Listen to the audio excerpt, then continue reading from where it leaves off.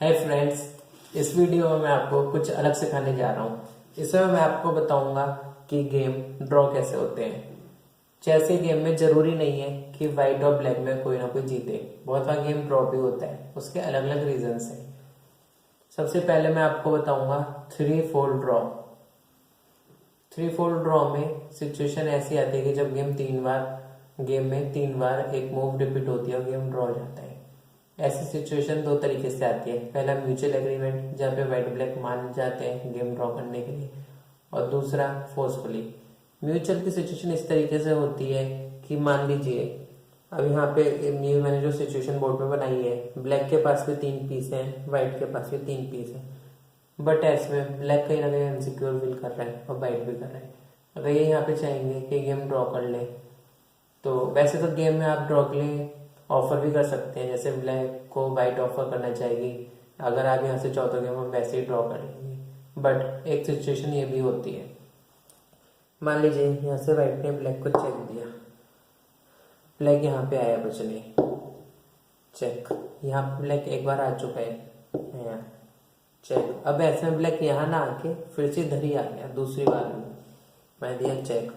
अब ब्लैक यहाँ आया, मैंने दिया चेक। अब ऐसे में ब्लैक यहाँ ना चल के अगर फिर से यही चल बैठा तो इसका ब्लैक की हाँ ब्लैक एग्री करने के लिए ड्रॉ है। ब्लैक ने यहाँ आगे चला, तीसरी बार ये पोजीशन उसकी रिपीट हो गई तो गेम ड्रॉ कंसीडर करा जाएगा।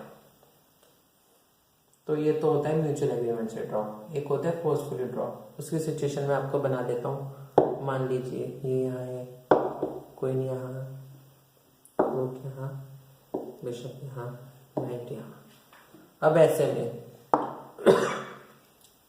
ब्लैक के पास ज्यादा पीस है, वाइट के पास पीसेस कम है। वाइट को डर है कि इस गेम में उसकी आसानी से हार हो सकती है, तो वाइट ने सोचा क्यों ना ड्रॉ ही कर लो। तो इसमें वाइट को ड्रॉ करने का ऑप्शन है। अब यहाँ से वाइट ब्लैक से फोर्सफुली तीन मूव रिपीट करा सकते हैं। मान लीजिए यहाँ से ब्लैक को चेक दी गई, चेक। अब ऐसे में ब्लैक यहाँ नहीं आ सकता और यहाँ तो बिल्कुल ही नहीं आ सकता क्योंकि क्वीन और रुक दोनों मार देंगे, और यहाँ क्वीन मार देगी।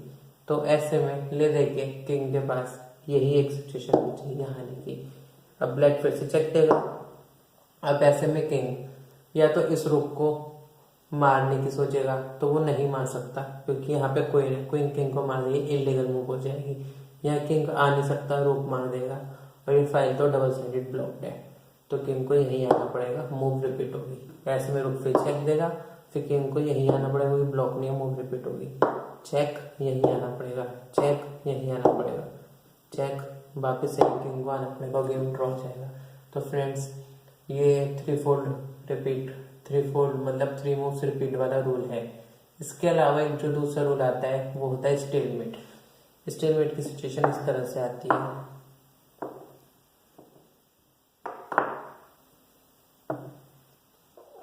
सॉरी, मान लीजिए बोर्ड ऐसा है। अब यहाँ पे वाइट की मूव है। अगर वाइट ने गलती से अपना पॉन इधर चल दिया तो अब आप देख सकते हैं किंग के सारे ब्लॉक्स जो हैंगे वो कवर्ड हो जाएंगे। किंग के पास चेक नहीं है, पर किंग अब कहीं मूव नहीं कर सकता क्योंकि यहाँ ये ब्लॉक ब्लैक रुक ने कवर कर लिया, ये सारे ब्लॉक्स कवर है। अगर किंग ऐसे कहीं पे ब्लॉक हो जाता है तो गेम ड्रॉ कंसीडर करा जाता है क्योंकि किंग के पास चेक नहीं है, वो ब्लॉक्ड है।